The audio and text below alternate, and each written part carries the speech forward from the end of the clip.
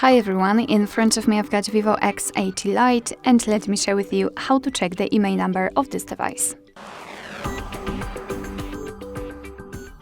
So in today's tutorial I'd like to show you two different ways of checking the IMEI number. The first one requires a secret code, so let's start with it. We have to open the dialer, tap on the keypad and enter the code, which is *#06#.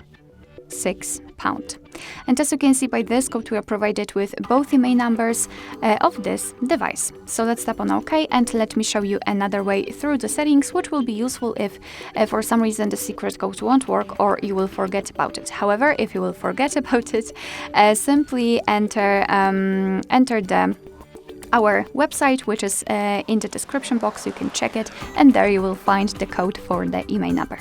Alright, so as I said, let's enter the settings and here we have to scroll down to the very bottom to find About Phone. Oh, that was a mistake, sorry.